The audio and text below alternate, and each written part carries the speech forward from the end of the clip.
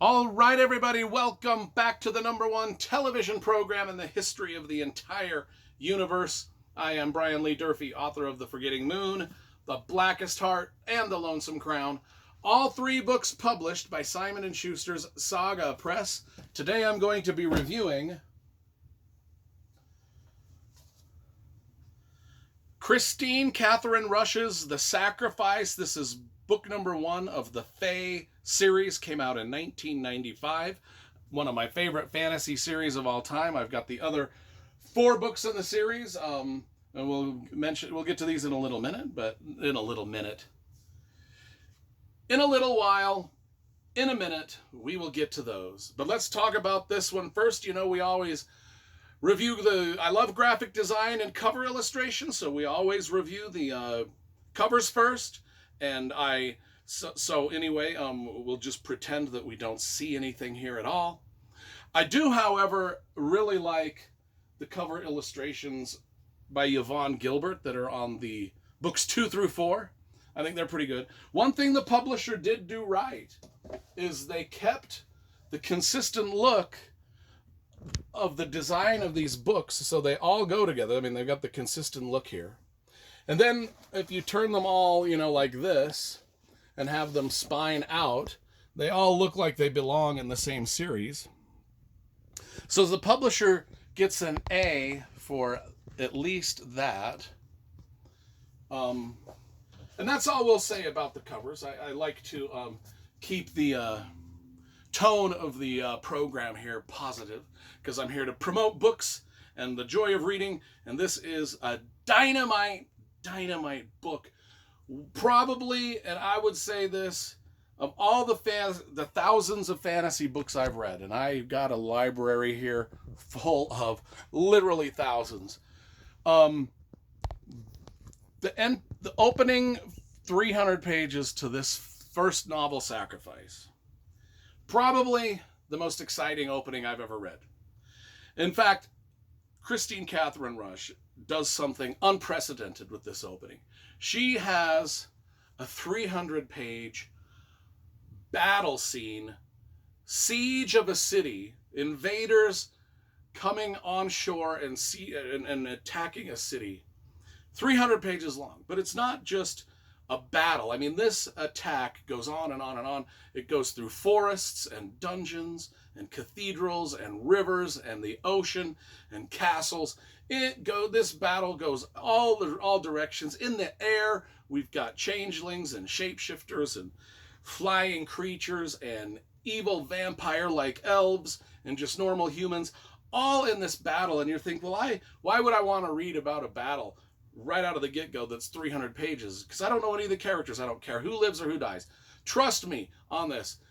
You will get to know these characters as this battle moves along. And it's a 300-page opening battle sequence that is unbelievable.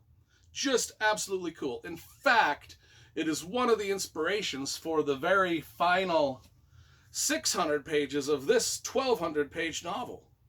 This is book 3 of my trilogy, and when I first read this when I was younger, I thought that was so cool that she had a 300-page battle to open the book, that I was like, I'm going to top that and end my trilogy with like a 600-page battle, which I did. And I followed her formula of keeping the battle fresh by moving it to different locations, not just keeping it on the battlefield. Have the characters travel through cathedrals and through castles and through forests and through rivers and through dungeons, and have them fight different creatures and different people, and have different people get scattered about through the battlefield. And she did. I was in love with the first 300 pages of this book. Now let's talk about what's going on. Okay. So this is about the Fae. They are basically dark elves. That's the best way to describe them. And they are conquering the world.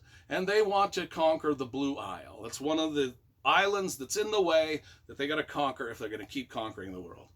So on the Blue Isle is a young prince, 18 years old, named Nicholas. His mom is dead. He's kind of being mentored by Stephen, a sword master. So we kind of get to know them briefly before the fight breaks out. Now, who we get to know better are the sort of the antagonists, our bad guys, our Fae, our dark elves. The main character is Jewel. She is the Black King's granddaughter. Her father, Ruger, is the leader of the Fae army that is attacking the Blue Isle. And he's invading it. He's kind of a magic user. He controls weather patterns. He can do a lot of damage. And like I said, there's shapeshifters, vampire-like creatures, Fae that ride big eagles and beasts and owls and lions and tigers, and they kind of bond. Like if you're a Fae, you can either be a shapeshifter, which means you can just turn into whatever you want, or you can be a beast rider, which is you bond with another. And the animals are huge. Like if you're going to bond with an owl and ride an owl into battle, it's a huge owl. It's the size of an owl that you could ride on. I mean, you're not riding on a little tiny owl. That would be silly, folks. That would be silly. I mean, if you're going to bond with something like a tiger, you know what I'm saying? They're big animals. So the Fae have a lot of advantages in battle because they're hardened. They've been fighting their whole lives. They're bred to fight. And so Ruger, Fae is the Black King's granddaughter. Ruger is the Black King's son. And it just starts out with this grim, bloody, brutal, violent invasion of the Blue Isles. The first half of the book, oh my gosh. And the Fae, they are routing them. They're slaughtering. The people have no chance. The humans have no chance. And they're just getting mowed over until, then it's not really a spoiler, until one holy man accidentally discovers the secret weapon that they've got plenty of it. It's the secret weapon that will destroy the Fae. And all I'm going to say is, think of the Wizard of Oz and a certain witch that gets a bucket of water tossed on her and she's melting. That's all I'm going to say about that. But I thought that was such a cool way for these Fae-like, vampire, werewolf-like, shape-shifting badasses that were indestructible. I thought that the kind of the holy water angle, just like, I'm melting, and it freaks the Fae out. It freaks them out. And this kind of all takes place right at the beginning of the battle, so not really. Anyway, and then after that 300 page battle, we jump in time to a year later to see how things, because the battle kind of becomes I shouldn't even say what it is. All the characters end up on anyway. Will there be a Fae and a human that fall in love and have a baby? What will that baby look like? You shall see. You will find out if you read this book. That's all I'm going to say. That's as far as I'm going to go into the plot. Now I can read the back. It probably gives a way better description of things here. Okay. So legendary for their bloodlust, sorcery, and fierce dark beauty, the Fae have swept across 3 continents and never faced defeat.